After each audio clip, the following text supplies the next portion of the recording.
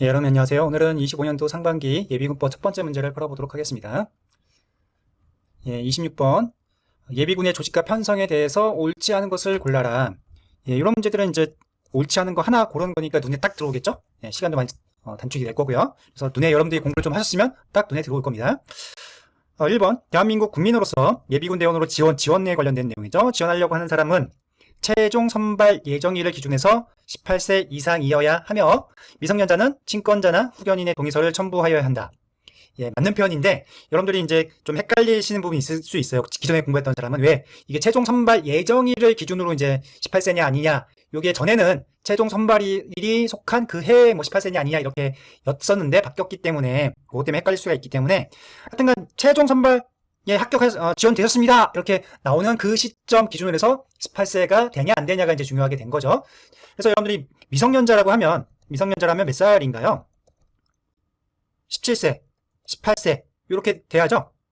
예. 근데 이제 여러분들 생각해 보시면 실질적으로 이제 18세가 넘어야 되니까 미성년자는 18세인 사람을 얘기하는 거겠죠. 예, 실질적으로는. 그래서 18세일 때는 미성년자일 때는 친권자나 후견인의 동의서를 반드시 첨부해야 돼요. 그래서 이건 맞는 편이고요. 2번 예비군 대원으로 지원한 겁니다. 예비군에 편입되어 복무한 기간은 2년으로 한다. 근데 본인이 신청했는데도 불구하고 복무 기간을 연장할 수 없다? 예, 이게 틀린 거죠. 눈에 딱 들어오죠. 우리 예비군법에서 지원은 일단 기본적으로 복무 기간이 정해져 있어요. 민방위는 복무 기간이 정해져 있지 않죠. 이에 반해서 예비군은 복무 기간이 2년으로 해놓고 거기서 본인이 신청해야지만 복무 기간을 연장할 수 있어요. 직권으로 연장하고 이런 거 아니에요. 지원이기 때문에. 그런 부분이 좀 차이가 있다는 부분. 그 다음에 3번 뭐가 틀렸는지 한번 볼까요? 예비군 대원으로 지원이나 유도 지역 예비군에 편입된 사람이 지원 당시에 읍면동 관할 지역의 외로 거주지를 옮길 경우에 그 복무가 종료된다. 이거는 복무 기간이 2년이라고 했음에도 불구하고 편성 기준이 바뀌게 되면 그냥 자동으로 그냥 튕겨 나가는 개념이에요. 그래서 우리가 예비군은 기본 단위가 읍면동장, 그러니까 우리 예비군 지휘관이 선발하는 기준이 읍면동이잖아요. 그 읍면동 기준으로 해서 내가 거주지가 바뀌면 그 사람은 자동으로 2년이 안 됐어도 복무 기간이 종료가 된다는 거예요. 이에 반해서 민방위는 통리 민방위대가 기본이다 보니까 통리가 옮겨지면 그거는 자동으로 종료가 되죠. 네, 그런 차이점이 있다는 걸 유의하시고요. 그래서 맞는 편이고 4번 중대규모 이상의 예비군 자원이 있는 직장회장은 직장 예비군을 편성 운영해야 한다.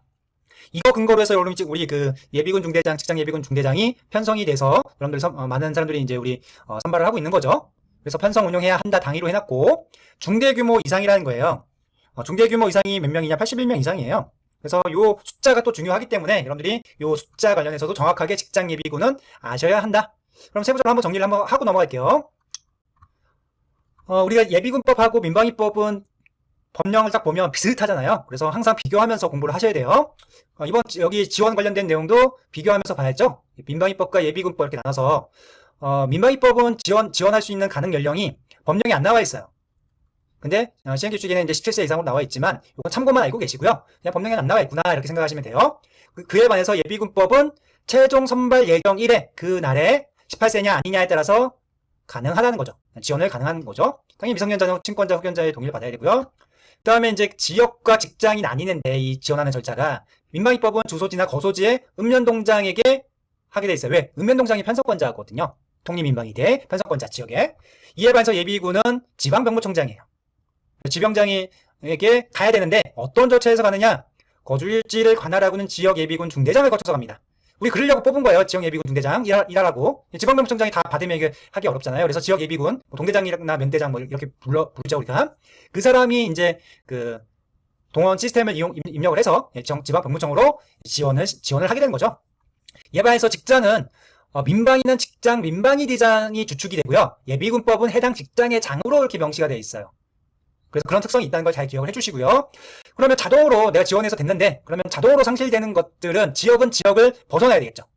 직장은 당연히 직장을 퇴직하거나 전출 가버리거나 이럴 경우가 되겠죠. 그래서 잘 살펴보시면 지역 민방위법에서는 통리민방위가 기준이다 보니까 통리구역에 주소를 이전하면 자동으로 지원된 게 해제가 되는 거죠. 이에 반해서 예비군은 읍면동이 기준이니까 주소지가 바뀌어지면 자동으로 자격이 상실되는 거예요. 직장 같은 경우 직장에서 내가 이렇게 퇴직을 하고 전출하면 의미가 없는 거잖아요. 그래서 그런 부분이고요. 특히나 예비군법 같은 경우는 직장 예비군도 해당 지역을 관할하는 사단의 대대에 예속이 돼 있다 보니까 직장에서 이렇게 하다가 주소지가 완전히 딴 데 같은 회사더라도 완전히 다른 곳으로 뭐 서울인데 저쪽 뭐 저기 부산으로 갔다. 그러면 예속되는 데가 달라지잖아요. 그땐 다시 지원을 해야 된다는 의미입니다. 그다음에 민방위법은 본인 신청에 의해서 제외하는 내용이 나와요. 이에 반해서 예비군법은 지원자 복무기간이 2년이 딱 정해져 있고 여기도 본인 신청인데 이때 연장하는 거에 대해서가 나와 있는 겁니다. 차이가 있어요. 여기 편성 제외하는 거와 연장하는 게 차이가 있다는 거. 그래서 민방위법은 1년이 되면 언제든지 뭐 신청해서 빠질 수 있고요. 또 생업이나 그 부두기한 사유 1년이 안 되더라도 언제든지 나갈 수 있는 거죠. 민방위는. 이에 반해서 예비군법은 2년이 기본이에요. 근데 자격이 자동 상실되는 거 외에는 어떤 내용이 안 나와 있어요. 물론 뭐 세부적인 내용에 뭐 못하는 사람들이 있겠죠. 근데 우리가 공부하는 시험 보는 입장에서는 뭐 이렇게 삭제되는 거 자격 상실되는 저기 거주지나 퇴직이나 전출하는 거 외에는 없구나 이렇게 이해를 하시면 좋을 것 같아요. 그 다음에 아까 조치 편성 관련해서 직장 예비군은 직장 단위, 직장 분해 단위로 이제 편성을 하고 관할 구역도 그 직장의 구내고요. 그 다음에 직장 예비군이 제가 그 수행군 부대의 그 해당 대대에 예속이 되다 보니까 해당 지역이 중요해요. 그래서 직장 예비군도. 그래서 서울에 있는 직장과 뭐 저기 수원에 있는 직장이 관할하는 지역이 달라지기 때문에 전출되면 자연스럽게 지원이 빠지는 개념인 거예요. 그리고 편성권자는 예비군 같은 경우는 직장의 장으로 돼 있다는 거. 예비군은 직장 민방위 대장이 된 것처럼. 그리고 중대급 이상일 때 의무 편성한다고 했었잖아요. 직장은. 그래서 81명 이상이 중대이기 때문에 요 이상이니까 그래서 여러분들이 직장 예비군의 인원을 잘 기억을 하셔야 되겠죠. 이건 시험지 잘 나옵니다.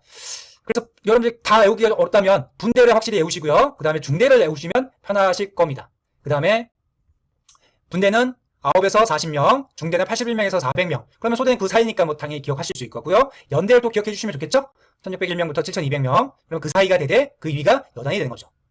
여단이라는 걸 여러분 주의하세요. 여기 연대도 있고 여단이 있다는 거. 그래서 여단 같은 경우는 뭐 우리 삼성이나 뭐 현대 이렇게 대규모 인원들이 있는 그런 뭐 지역이나 이런 데 있죠.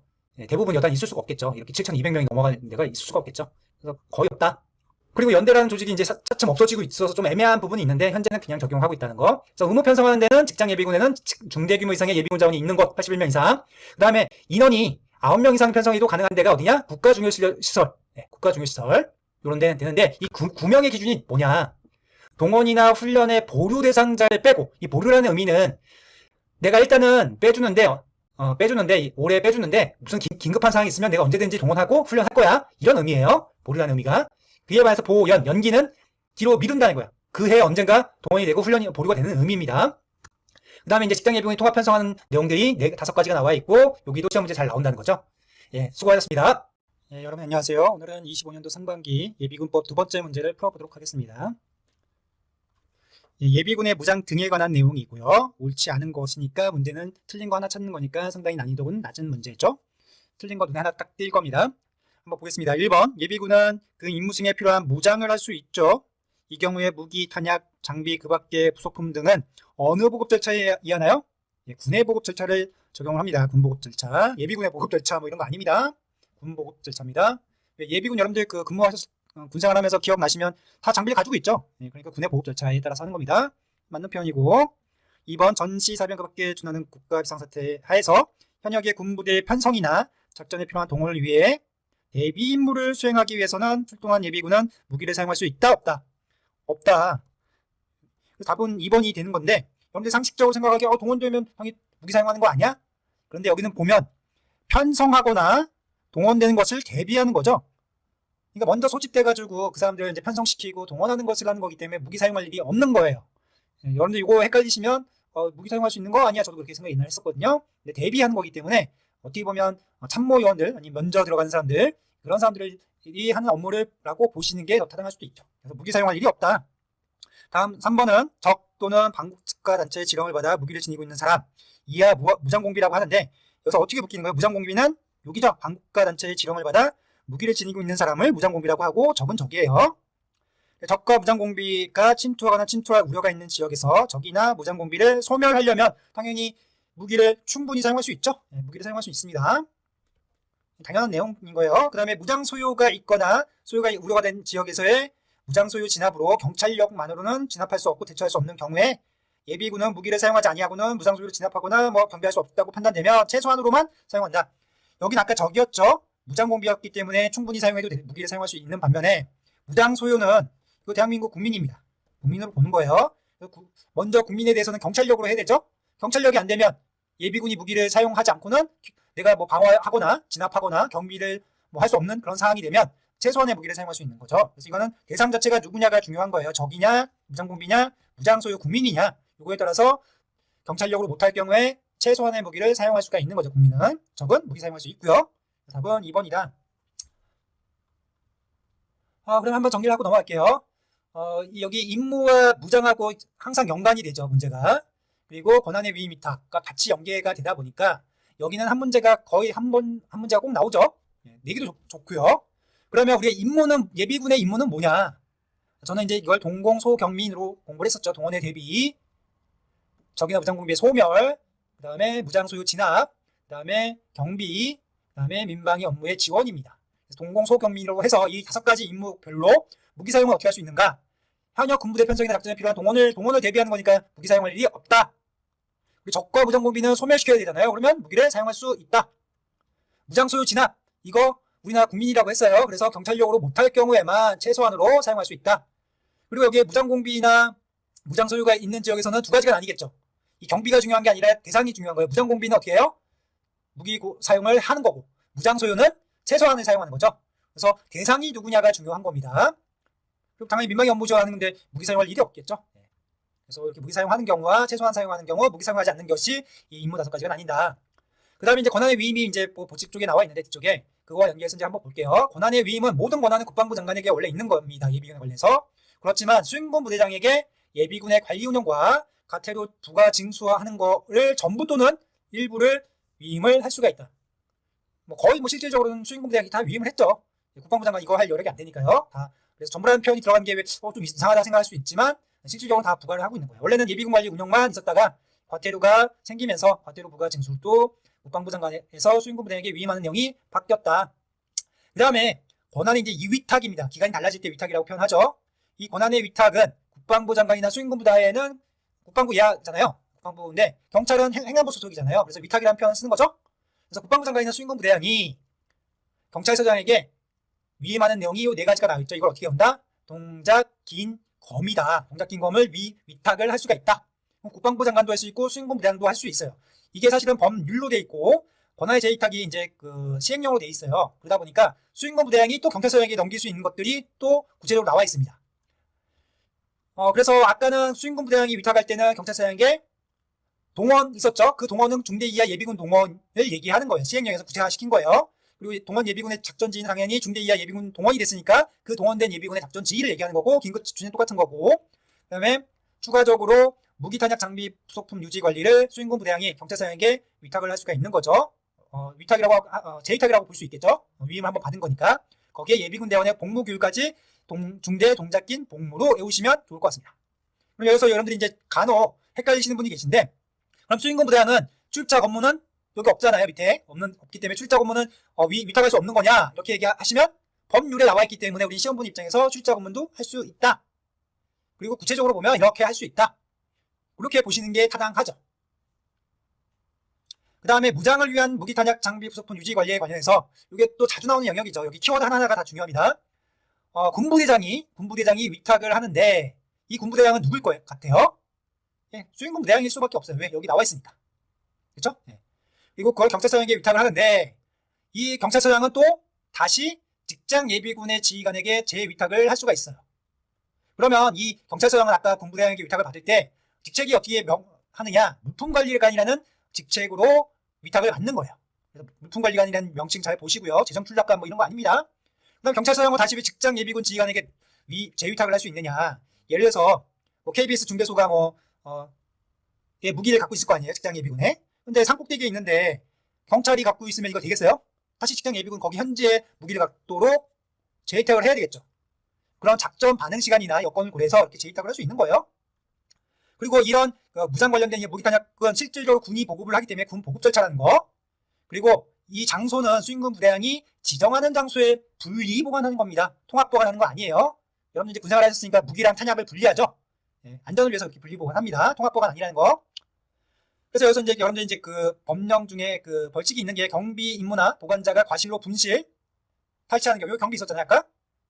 그래서 보관 책임자나 경비 임무 맡은 사람, 이 사람이 실수로 과실로 분실이나 탈취하면 3.3이다. 그러면 과실이 아니라 고의로면 이건 군역법에 의해서 더 강하게 되겠죠? 네, 여기는 예비군법이니까 과실로만 나와 있다. 33. 네, 여러분 안녕하세요. 오늘은 25년도 상반기 예비군법 세 번째 문제를 풀어보도록 하겠습니다. 비상근 예비군에 관한 문제죠. 에 대해서 옳지 않은 거. 제일 쉬운 문제 형태죠. 하나만 틀린 거 찾으면 되고요. 우리 비상근 예비군 제도가 생긴 지가 몇 년 됐는데 여기서 출제 포인트가 몇 가지가 있어서 여기가 시험 문제가 잘 나오고 있죠.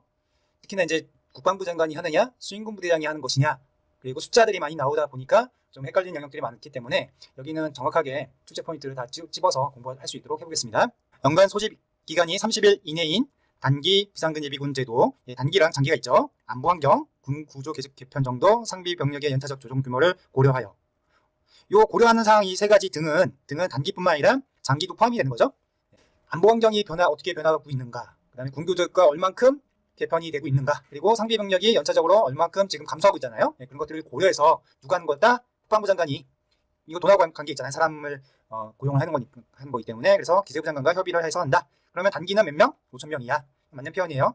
역시 여러분들이 이제 혹시 그 단기, 장기가 기억이 숫자가 잘 안 난다. 그러면 이제 제껴놓고 하나 틀린 거 찾는 거니까 넘어갈 수도 있겠죠.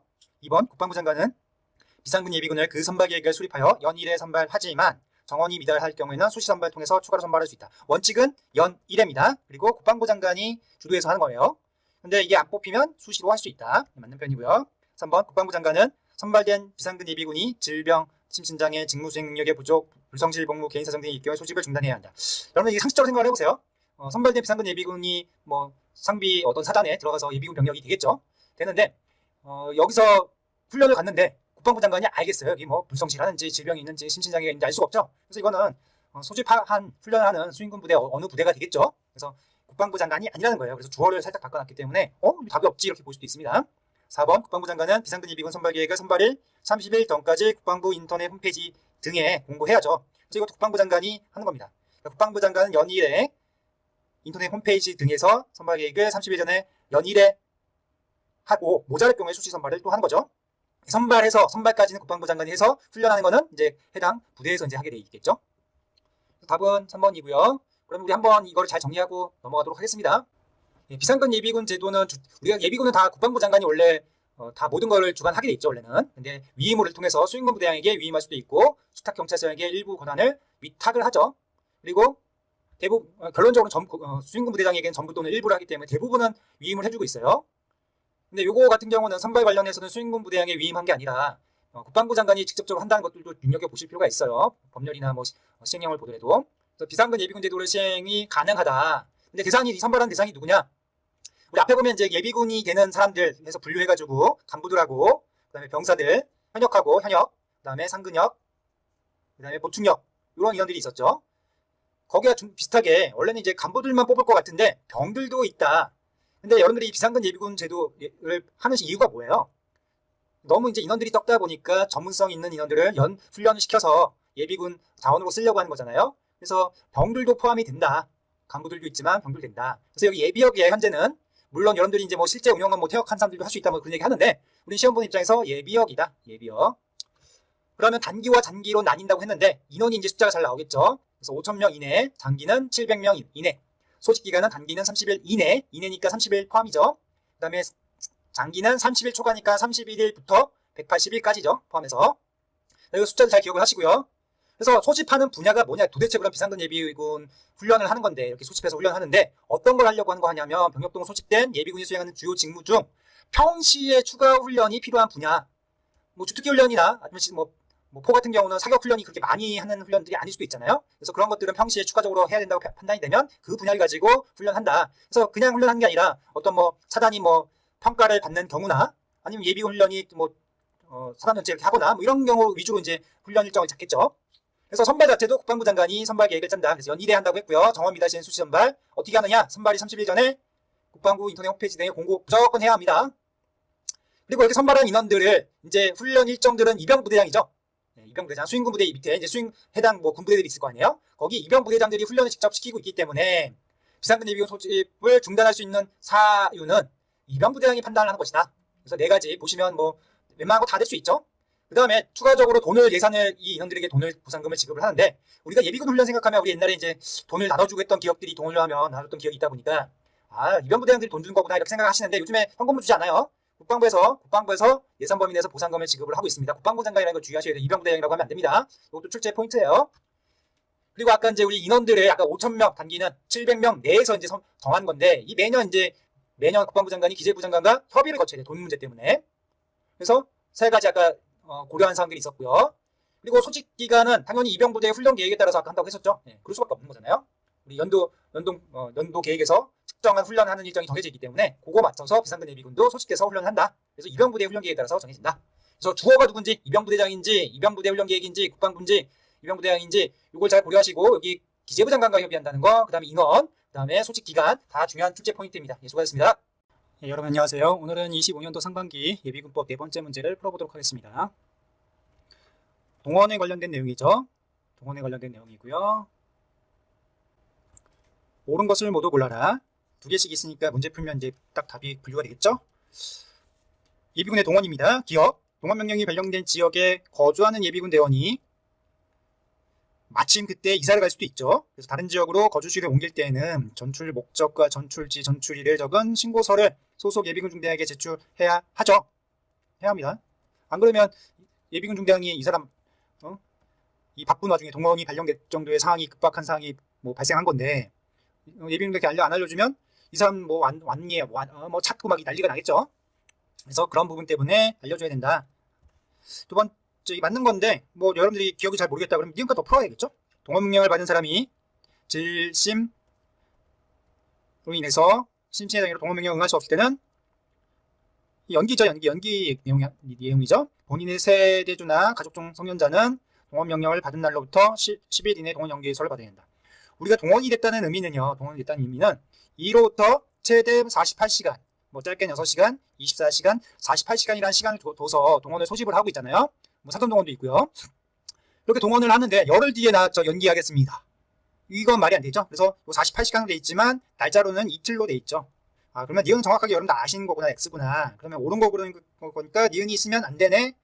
그러면 여러분들은 니을은 자연히 동그라미가 되고요. 내가 디귿을 몰랐더라도 디귿만 하나 더 풀면 알 수 있는 문제죠. 디귿, 동원명령 발령 당시 동원명령 발령 지역의 인접 시군구 특자시에 있는 사람은 동원명령 발령 후 24시간 이내에 지정된 장소의 소집에 응해야 한다.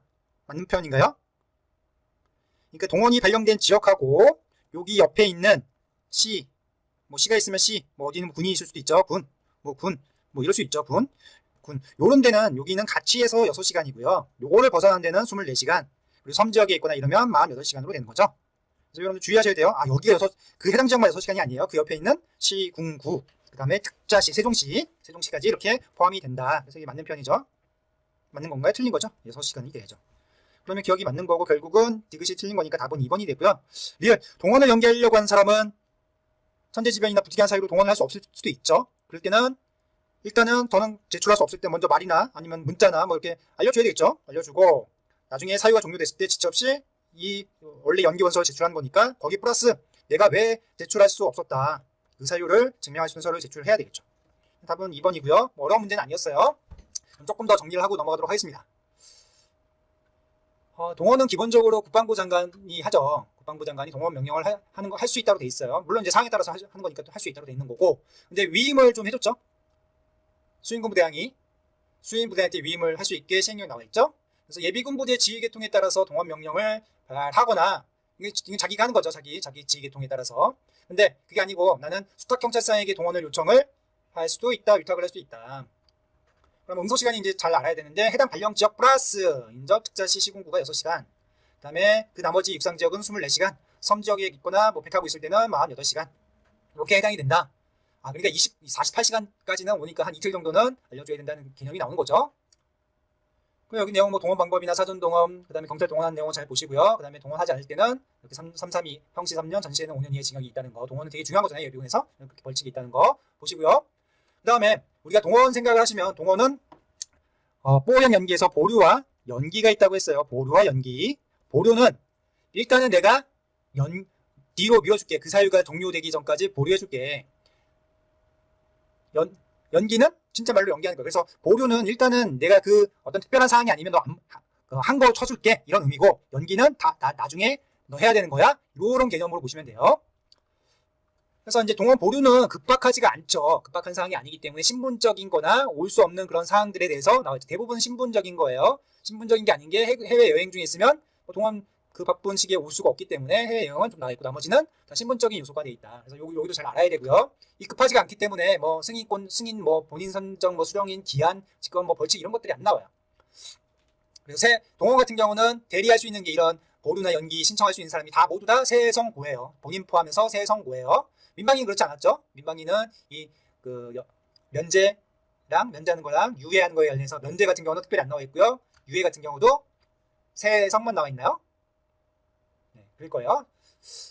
그래서 여러분들이 이제 시험 문제 나왔던 동원 연기의 절차에 대한 부분이 나온 건데 여기는 세성고다 무조건 세성고. 그리고 예비군 중대장을 항상 거치더라. 예, 뽑아놨으니까 활용하는 거예요 우리가. 그리고 수행공부대행이나 수탁경찰 선택하는 건데 언제까지 동원 명령을 받은 2일 안에 동원 연기를 제출해야 된다. 근데 사전 동원 되는 사람들은 그 지정된 일시가 있을 거예요. 그때까지 제출해야 된다. 그 다음에 천재지변이나 부득이한 사유로 못 도는 경우에는 구술이나 어떤 방법으로 하여튼 연기 해주세요 이렇게 얘기하고 끝나면 둘 다 제출해야 된다. 서로 두 가지 해야 된다. 당연히 수탁경찰 수령은 훈련 관련해서 연기 뭐 이런 거 훈련을 하지 않기 때문에 뭐 그런 연기 사유가 없어요.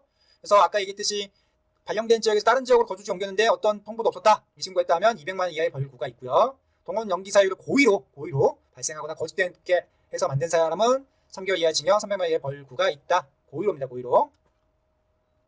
이에 반해서 동원 보류는 세성고는 마찬가지고요. 동서를 제출하는데 여기도 예비군 중대에게 가는 거예요. 그리고 동원 보류가 소멸될 경우에는 동원을 받아야 되잖아요. 여기도 사유를 제출을 하는데 14일 이내에 한다. 이거는 아까는 기한이 안 나왔지만 이거는 해제되면 14일 이내에 알려줘야 된다. 안 알려주면 편성이 못하니까 이때는 200만 원의 벌구가 있다. 당연히도 예비군 중대장에게 간 겁니다. 예, 추가적으로 좀 비교를 해서 공부를 해보도록 할게요. 우리 동원에는 보류와 연기가 있다고 했고 그래서 여기는 다 신청할 수 있는 사람이 본인하고 세성고로 다 통일돼 있다.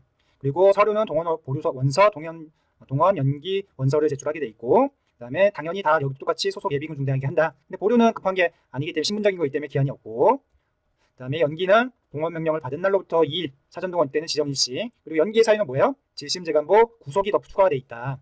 우리 민방위 때는 이 구속이 어디에 있었어요? 면제 사유에 있죠. 면제 사유에 집삼제 특유 집에 해당된 거죠. 집행하고 있을 때. 그래서 구속되고 있는 게 여기는 면제인 반면에 그 예비군법은 연기 사유가 된다. 보류 사유가 아니고.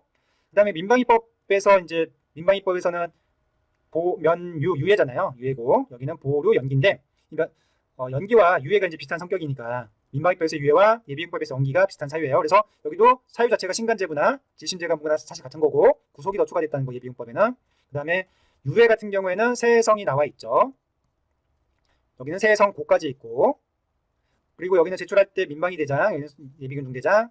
그리고 요 유예 같은 경우는 직권호하는 게 있고 신청하는 게 있는데 신청하는 거는 훈련일 때 나와 있죠. 절차가 민방위 대원 1시간, 요원은 2일 전. 그리고 그거 말고도 직권으로 할 수 있다는 거죠. 예비군법은 신청에 의해서만 합니다.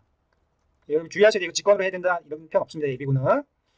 그래서 신청할 때는 동원일 때는 일반적일 때 2일, 사전 동원일 때 지정 일시한다. 벌칙이 둘 다 유예는 이런 건 없다. 네, 수고하셨습니다. 네, 여러분 안녕하세요. 오늘은 25년도 상반기 예비군법 5번째 문제를 풀어보도록 하겠습니다. 예, 목장에 관한 것으로 옳지 않은 거니까 하나 고르는 거니까 쉽게 고를 것 같긴 한데요. 한번 문제를 보도록 할게요. 예비군복은 동원되거나 교육훈련에 소집되었을 때만 착용하는 게 원칙이죠. 예, 맞습니다. 이거는 표현 자체가. 그리고 예비군복이라고 하면 여기에 예비군 제복, 예비군목, 예비군하, 예비군 표지장, 뭐 장구류, 부속품 이런 것까지 다 포함한 거를 예비군복이라고 하고요. 우리가 흔히 얘기하는 전투복, 이 내용이 예비군 제복입니다. 예비군 제복을 착용할 때 우리 이제 몸을 생각해보면 이렇게 생각해보면 머리부터 제복, 그 다음에 신발, 예비군화, 그 다음에 여기에 표지장, 요걸 같이 착용하고 있죠. 우리 군인들은. 예비군들도 마찬가지예요. 똑같이 제복을 입는다고 하면 군모와 군화, 표지장을 함께 착용 같이 해야 한다는 거고요. 이 표지장이 5가지가 있죠. 5가지. 뭐가 있어요? 흉장 있고, 이름표 있고, 모표 있고, 휘장, 견장이 있는데 이 5가지 중에 휘장, 견장은 지휘관만 착용하죠. 여러분 군생활 해봤으니까 아시죠? 네, 지휘관, 견장, 지휘관, 휘장. 그래서 이거 맞는 표현이고요. 그 다음에 예비군의 특수복은 세 가지로 나와 있죠. 야전상의, 점포, 근무복으로 되어 있는데, 야전상의와 점포를 한 묶으로 되어 있고, 근무복이 또 하나로 따로 나와 있습니다. 그래서 야전상의와 점포는 우리 군생활 때 기억하실 때, 국군의 날로부터, 그 다음에 4월 30일까지 약 7개월 동안, 기온에 따라서 여러분들이 착용하거나 말거나 했었죠? 그래서 여러분들 이 숫자가 헷갈리실 수도 있어요. 그래서 어떻게 하냐? 아, 국군의 날부터 착용을 하는구나. 그 다음에 7개월이 지난 4월 30일까지 착용하는구나. 이렇게 기억을 하시면 쉽게 잊어먹지 않겠죠? 그래서 여기 9월 1일부터 5월 30일에 7개월로 맞춘 거 9개월로 맞춰놨죠, 이거는. 하지만 둘 다 틀렸다. 답은 3번이고요. 4번, 국방부 장관은 전시사변 그리고 특별한 사유가 있는 경우로서 지역방위를 위해서 필요할 때는 뭐를 바꿀 수 있다? 예비군 표지장 아까 5가지 있다고 했죠. 거기에 나와 있는 내용하고 다르게 적용할 수 있다. 예비군 표지장입니다. 뭘 다른 거로 바꾼 문제가 나온 적이 있었죠. 그리고 수행본부 대항은 복장 관련해서 안 나오죠. 국방부 장관이 다 복제 규정을 통과를 하죠. 그래서 요 분야는 국방부 장관의 권한이다. 좀 정리를 해보면 복장 관련해서도 이 출제가 많이 되는 영역이다 보니까 뭐 한 문제 정도 나오거든요. 그래서 여러분들이 기억을 하실 게 착용은 언제 하느냐. 요 소집 동원이나 훈련 시에만 소집됐을 때만 착용한다. 그리고 복장을 착용하거나 표지장을 부착해야 한다고 되어 있습니다. 예비군은. 그래서 이거 우하라는 거. 근데 중요한 거는 민방위는 다른 건 다 똑같은데 착용할 수 있다로 되어 있다는 거. 이게 차이가 있고요. 그 다음에 예비 군복이라고 하면 요거를 다 포함한 거를 예비 군복이라고 하고, 우리가 흔히 알고 있는 군복은 우리가 알고 있는 옷 상의 하의, 이거는 예비군 제복이라는 표현으로 쓰고 있습니다. 예비군법에서는. 그걸 주의하시기 바래요. 그래서 예비 제복을 착용하게 되면 여기 예비군모, 예비군화, 예비군 표지장을 함께 다 같이 착용을 해야 되는 거예요. 그거 주의하시고요. 그 다음에 여성 예비군 대원은 국방부 장관, 여기도 국방부 장관이죠. 다른 모자를 착용할 수 있다는 거예요. 여기 나와 있는 거 말고 여성 예비군들은. 근데 여러분들 이거 살짝 모자로 바꾸지 않고 예비군 하로 바꿀 수도 있고요. 그래서 주의하셔야 돼요. 모자입니다. 모자. 쉽게 생각하면 여성 예비군이니까 모자. 엄마잖아요. 어미모 생각하시고 기억을 해주시기 바랍니다. 그 다음에 예비군 표지장은 5가지 있다고 했죠. 예비군 모에 붙이는 모표와 예비군 제복에 붙이는 이름표, 그 다음에 흉장, 그다음 휘장, 견장이 있고, 이 중에 휘장, 견장은 지휘관만 착용한다. 그 다음에 예비군 특수복은 3가지로 되어 있는데, 예비군 야전 상의와 점포가 한 묶음이고요. 근무복이 한 묶음이에요. 근데 점포와 근무복은 지휘관이만 착용을 하죠. 그리고 부수품은 요대만 나와 있고요. 그래서 예비군 표지장에 대한 어떤 이렇게 착용 시기나 재질, 위치 등이 나와 있죠. 한번 보시면 예비군 표지장의 모표에서는 예비군 제복하고 근무복일 때 차이가 좀 있어요. 예비군 제복일 때는 모표의 중앙이 군무일 때 그냥 일반적인 창모죠. 예, 봉제선과 일치시키고요. 베레모일 때는 중앙에 위치시킵니다. 모표의 중앙이. 근무복도 똑같은 예비군모랑 비슷하잖아요. 그렇기 때문에 똑같이 봉제선과 일치시키고요. 이게 어떻게 되냐면 모자가 이렇게 있으면 모자가 이렇게 봉제선이 이렇게 돼 있어요. 이렇게 가운데로. 그러면 여기에 모표를 이렇게 맞추라는 거예요. 위치는 정확하게 위아래는 나와 있지 않고요. 베레모는 어떻게 돼 있어요? 여기에 중앙에다가 딱 맞추라는 거예요. 베레모는. 그 다음에 이름표는 각 군에서 정한 대로 적용하라고 돼 있죠. 그래서 왼쪽인지 오른쪽인지 사실 우리 법령상으로도 안 나와 있습니다. 물론 왼쪽에 달고 있죠. 우리 달고 있는데 어딘지는 정확하게 안 나와 있어요. 그 다음에 흉장이 여러분들 시험 문제 내기 딱 좋죠. 왜? 제복하고 근무복이 상이하게 나와 있거든요. 제복은 좌측 호주머니 중앙 봉쇄선 상단이에요. 이름표 상단 아니죠? 그렇죠? 근데 근무복은 이름표 상단 중앙이에요. 그래서 이름표가 좌측인지 우측인지 예비군법상 안 나왔기 때문에 우측인지 좌측인지 우리가 확정을 하면 안 돼요. 근데 예비군 제복은 확실히 좌측 호주머니니까 왼쪽이라고 돼 있죠. 이름표 위라고 돼 있지도 않고 좌측 호주머니 중앙 봉쇄선 상단에 부착한다. 요거 2가지 차이가 있기 때문에 주의하시기 바라고요. 실제 위치는 얘는 이름표 상단이고요. 얘는 이름표가 어딘지 모르기 때문에 그냥 좌측 호주머니 중앙 봉쇄선 상단이에요. 실제로 어떻게 하고 있나요? 여기 이름표 달고 그 이름표 위에 흉장을 달고 있긴 하죠.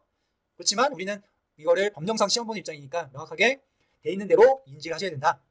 휘장은 왼쪽 좌측 호주머니 단추 부분에 부착하는 거 여러분 달아보셨으니까 아실 거고요. 견장은 월계수 입이 어디로? 목 부분으로. 이게 어떤 의미냐면 목이 이렇게 있으면 사람이 견장이 여기 있으면 여기 월계수가 이렇게 있을 거 아니에요. 이렇게 이 월계수 끝이 목 쪽으로 향해야 된다. 이 월계수 모양이 요걸 의미하는 겁니다. 여러분 목 쪽이에요. 월계수 입 쪽이.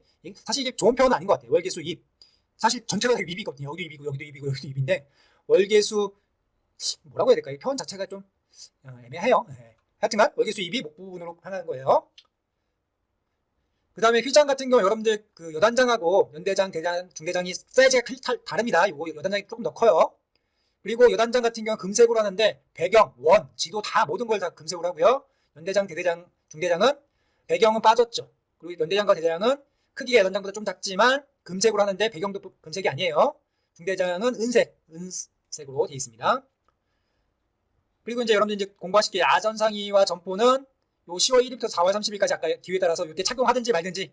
그래서 얘는 날짜가 변경되는 게 아니라 그 기간 중에 착용하는 거고요. 근무복은 뭐 필요하다고 하면 국방부 장관이 변경할 수 있어요. 착용하는 시기를. 네, 수고하셨습니다.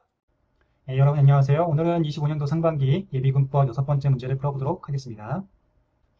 예비군법 소집 통지서의 전달에 관해서 옳지 않은 것을 골라라죠. 하나 틀린 거 찾는 거기 때문에 답이 금방 나오겠죠. 볼게요. 기억 수행군 부대장은 예비군 대원을 훈련할 때 소집 통지서를 훈련 며칠 전까지 본인에게 전달해야 된다. 예, 우리 3대 법령에는 다 7일 전으로 돼 있죠. 기본이 7일입니다. 그래서 답이 벌써부터 나왔네요. 뭐 이거 아마 문제 푸셨을 때 너무 이렇게 빨리 나왔나 이렇게 생각하실 수도 있었을 것 같아요. 그리고 동원에 대비해서 불시 훈련이나 점검할 때는 방문 통보의 방법이 아니라 전화나 전자문서 우편에. 예, 우리 불시 훈련이나 점검할 때 어떻게 해요? 전화하거나 방문하죠. 이 두 가지 방법을 하지 전자문서로 하진 않죠. 전자문서는 볼 수가 없잖아요. 전화는 직접 즉시성을 가지고 증금성에 따라서 이렇게 반응할 수 있고 방문도 예, 바로 이렇게 할 수가 있는 부분이기 때문에 전화와 전방, 방전 이거를 하게 돼 있죠. 전자문서는 보질 않는데 어떻게 바로 볼 수가 없기 때문에 불시 훈련이나 점검 때는 불가능하다. 그 다음 2번 예비군 대원 본인이 없을 때에는 같은 세대의 세대주나 가족 중에 성년, 고용주 그리고 수령인. 그래서 이걸 세성수고 민방위는 이걸 세성장수로 돼 있죠. 세성수장으로 돼 있죠. 수장. 네, 장으로 돼 있습니다. 이렇게 다 똑같은 표현이에요. 고용주나 업체장이나 똑같은 표현이고요. 그 다음에 예비군 대원 본인이 없을 때 소통서 전달받은 자가 본인이 선정한 수령이 있어요. 소통서 전달 전에 수령에 관한 동의를 받아야죠. 지금 현재 우리가 소통서를 전달한다는 것은 직접 전달을 원칙으로 하는 거잖아요. 직접 전달하러 갔는데 그냥 들어오기 뭐하니? 우리가 대리인이라고 해서 세성수고에게 줄 수 있다고 된 거잖아요. 그러면 지역 같은 경우에는 세대주나 성년에게 주면 되는데 이때 예를 들어서 내가 미리 사전에 우리 동생한테 좀 주세요. 아니면 옆집에 좀 주세요. 이렇게 미리 동의서를 받았으면 그래서 그 동의서를 가지고 있으면 그걸 보고 확인해서 이 사람이 대리인이구나. 본인이 선정한 소통서 수령인이구나. 알고 할 수 있겠죠. 근데 이거를 만약 야 네가 받아 그냥 네가 수령이냐 이렇게 하면 나중에 문제가 생길 수가 있죠. 그렇기 때문에 소통서 전달 전에 양식에 있는 소통서 수령인의 증빙할 수 있는 양식의 서명을 받아야 되는 거죠. 동의를 받아야 되는 겁니다. 수행군 대장은 소통서를 전자문서로 전달할 때는 미리 예비군 대원에게 전자우편 주소와 수신 동의를 받아야 되겠죠. 이것도 이제 생각을 해보시면 전자문서로 그냥 쭉 보내놓으면 이게 그 사람이 안 볼 수도 있잖아요. 그리고 전자문서를 전달하려고 하면 당연히 메일 주소를 알아야 되겠잖아요. 그러니까 미리 예비군 대원에게 우편 주소와 수신 동의를 받아야 되는 거죠. 그래서 이건 다 맞는 편이고요. 답이 너무 쉽게 나왔지만 그래도 여기가 문제 내려면 되게 어려운 부분이기도 해요. 그럼 한번 정리를 하고 갈게요. 우리 민방위법과 예비군법이 좀 상이하게 돼 있는데 우리가 민방위법 다시 한번 돌이켜보시면 우리가 민방위법에서 교육훈련의 주체가 누구인지 잘 생각해보세요. 지역은 읍면동장입니다. 그리고 나머지는 직장이나 기타 등등 직장이나 간부요원, 기술요원의 위탁교육이나 전지교육은 시군구청장이 하게 돼 있죠. 이에 반해서 예비군은 교부 자체를 수행군부대에게 완전 위임을 해서 수행군부대장으로 돼 있죠. 수행군부대장이 하고 실질적으로는 지역 예비군 중대장이 예속되어 있는 거죠. 거기에 예속돼서 예비군 중대장들이 자기 동대원들 상근 예비역을 데리고 직접적으로 교부를 하는 게 원칙이죠. 원칙은. 당연히 여기도 교육훈련 7일 전이고 여기도 훈련 소집 7일 전이고 이에 반해서 민방위법은 이제 보충교육이 또 따로 있잖아요. 기회를 많이 줘요. 민방위는. 그래서 훈련 시작 48시간 전이다. 그 다음에 이제 전달 방법이 이제 여러분들이 잘 정리를 하셔야 되는데요. 이 전달 방법은 약간 그 비대법하고 세 가지가 약간 상이하니까 주의하셔야 돼요. 일단 민방위법은 직접 교부할 때는 누가 직접 교부하느냐? 읍면동장 시군구청장이 그 많은 사람들 다 할 수 없기 때문에 소속 민방위 대장으로 하여금 교부하게 만들죠. 그래서 본인이나 대리수령자가 수령을 하게 됩니다. 그리고 읍면동장이나 시군구청장이 직접 할 경우에는 등기우편을 보내거나 본인 동의서를 받아서 전자문서로 송달할 수가 있어요. 이렇게 되면 읍면동의 지역 민방위대를 통제하고 있는 민방위대장, 통립민방위대장인 통장이장들이잖아요. 하고 시군구청장 같은 경우 직접 민방위대장이 있는데 통지를 했는지 안 했는지를 알 수가 없기 때문에 지체 없이 소속 민방위대장에게 통보를 해줘야 되겠죠. 그래서 실제 지휘하는 것과 관리하는 것이 상이하기 때문에 지휘감독하는 게 상이하기 때문에 이런 절차가 필요한 거고요. 그 다음에 예비군법은 수행군부대장이 직접 교부할 때 똑같이 본인이나 대리수령자가 이제 4명이 있는 거죠. 본인 동의 시에는 전자문서 송달 가능하고요. 그리고 등기 우편이 직접 있는데 얘는 단서 조항이 있어요. 국방부 장관 특히 필요하다고 할 경우에만 등기 우편이 가능하다는 요 단서 조항이 있고, 요거는 이제 정상적인 훈련일 경우이고요. 불시 훈련이나 점검할 때는 방전, 방전, 불시 훈련 이렇게 두 가지가 가능하다. 예, 훈련의 목적상 이렇게 할 수밖에 없죠. 그리고 대리수령자는 지역 같은 경우는 민방위대 같은 지역에서 같은 세대주 세성수, 여도 세성수 똑같아요. 그 다음에 여기 표현이 요 안으로 들어가야 되는데 좀 그렇고, 직장일 때는 직장의 장, 세성수장 이렇게 되고요. 본인의 고용주, 세성고, 수고 다 똑같은 얘기예요, 사실은. 요 대리수령자는 언제? 직접 교부할 경우입니다. 직접 교부. 사람이 가서 등기우편이나 전자우편으로 하는 게 아니에요. 그러면 이런 경우에 대리수령자는 전달 규정이 있는데 지체 없이 본인에게 전달해야 되고 똑같이 지체 없이 전달해야 돼요. 그래서 이게 예비국법 같은 경우는 수령의 의무는 없어요, 이 대리인들은. 근데 수령의 의무는 없지만 받았을 경우에는 전달의 의무는 생깁니다. 그래서 전달할 경우에는 기존에는 전달 안 하면 6개월 이에 징역 500만 원의 벌금이었는데 그게 너무 과하고, 그 다음에 아니 그 행정에서 잘못한 건데, 군에서 잘못한 건데 왜 수령인들에게, 대리 수령인에게 그 책임을 묻느냐 해서 위원을 헌법 불합치 받으면서 이게 바뀐 거죠. 그래서 가태료로 바뀌었어요. 100만 원이가 가태료로. 전달은 해줘라, 받았으면. 근데 전달하는 방법이 원래 통지서를 받은 거잖아요. 근데 통지서를 여러 형태로 할 수 있다. 받은 거를 원본을 하거나 복사해서 주거나 휴대전화를 하거나 문자 메시지를 보내거나 우편을 하거나 팩스를 하거나 뭐 원본이든 사본이든 상관없습니다. 전자적으로 뭐 메일로 보내거나 이에 준해서 하여튼간 알려주기만 하는 거로, 간단한 방법으로 이 대리 수령인에게는 융통성을 많이 부여해줬죠. 그럼에도 불구하고 일에 안 주는 경우에는 30만 원, 2에는 50만 원, 3에는 100만 원이 된다. 그리고 아까 이제 그 직접 교부할 때 세대주 등 세성 수구에게 전달하면 그 수행공 대장은 전달한 거로 보는 거예요. 나는 줬다, 충분히 나는 줬다, 내가 할 수 있는 거 다 했다, 이거로 보는 거죠. 그리고 그거에 대한 책임을 이제 대리 수령인들이 받는 거죠. 그 다음에 민방위법에는 이 전달하지 않을 경우에는 벌칙이 좀 나뉘죠. 교육훈련 통지서 전시 사변 시는 30만 원의 벌금이고 평시는 10만 원이다, 가태료. 이걸 같이 기억해 주시기 바랍니다. 그리고 하나 더 볼게요. 날짜가 나온 거 있으니까. 이게 우리가 기본적으로 훈련 7일 전에 소식통서를 전달하게 돼 있죠, 기본적으로는. 근데 이제 절차가 어떻게 되냐? 미리 전자문서를 사전 동의를 받아야 돼요. 그러니까 훈련 소집일 30일 전에 인터넷으로 공지를 하거든요. 훈련 소집일 30일 전에 인터넷으로 훈련 일정을 공지해요. 그 전에 미리 전자문서 사전 수신 동의를 받겠죠, 통상은. 뭐 여기일 수도 있고 뒤일 수도 있어요, 사실은. 그런 다음에 훈련 12일 전까지 뭐를 해야 되냐? 훈련 소집이 오고 훈련 의사 전자문서로 통지를 하거나, 여기 미리 전자문서로 사전 송이한 사람들은 이 중간에 메일로 보냈겠죠? 인터넷 공지하는 것뿐만 아니라 메일로 갔을 거예요. 메일로 갔으면 거기서 나 훈련 받을게요, 이렇게 동의를 하면 전자문서를 이제 받아서 전달한 거로 끝, 이렇게 되는 거고요. 그러면 동의를 받아서 전자문서로 나 훈련할 거예요. 나머지 인원을 대상으로 요 12일 마지막부터 7일 전까지 직접 교부를 하겠죠. 직접 교부. 그리고 예외인 게 있어요. 7일이 아니라 훈련 소집일이 휴일날 할 경우에는 토요일날 하죠, 통상. 토요일날 할 경우에는 3일 전까지 전달을 하게 돼 있죠. 이거 이제 시험 문제 상황형으로 나올 때 많이 나오고요. 그리고 관할 지역 외에 예비군 대원이 딴 데 가서 받으려고 할 때는 전자문서 또는 수행군 부대 방문해서 저 다른 데 쪽에 전국 단위 훈련 교육을 받겠어요, 이렇게 하면 이것도 전자문서로 전달한 거로 보는 거예요. 전달이 직접 교부가 아니니까 이거는 전자문서로 전달한 거로 보는 거예요. 우리 방법 아까지 여기 있었다고 했잖아요, 이렇게. 그래서 직접 교부가 아니니까 우리가 전자문서로 받은 거로 단주하는 거예요. 그래서 훈련 3일 전까지 이렇게 할 수 있고요. 훈련을 받는 거죠. 예, 수고하셨습니다. 네, 여러분 안녕하세요. 오늘은 25년도 상반기 예비국법 7번째 문제를 풀어보도록 하겠습니다.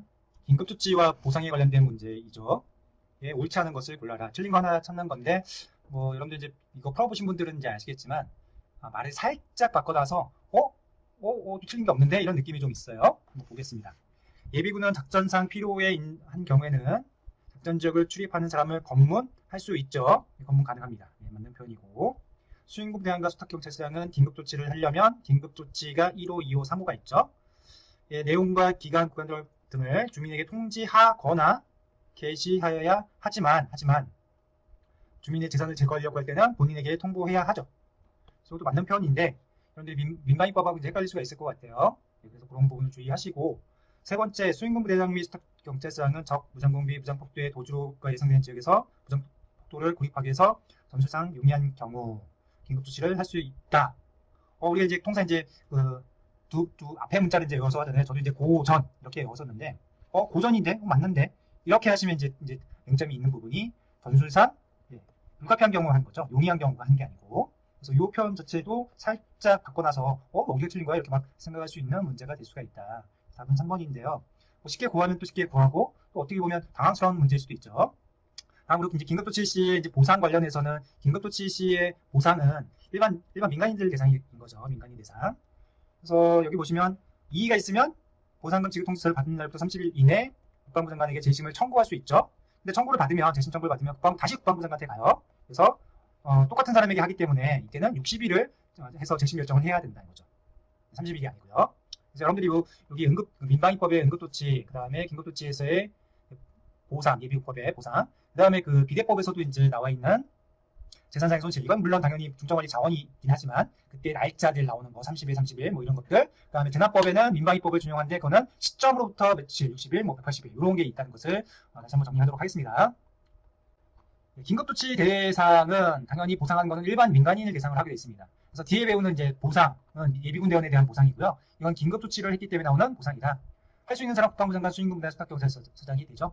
우리 위임한 거, 권한이 위임할 때 국방부 장관과 수행군부대장이 수탁경찰서에게 해줄 수 있는 거, 그 다음에 수행군부대장이 수탁경찰서에게 할 수 있는 거, 그 중에 이제 법률에 나와 있던 국방부 장관, 수행군부대장이 그 긴급조치에 관련된 것을 동작 긴검해서 할 수 있다고 돼 있었죠. 그래서 수탁경찰서장이 할 수 있다는 거예요.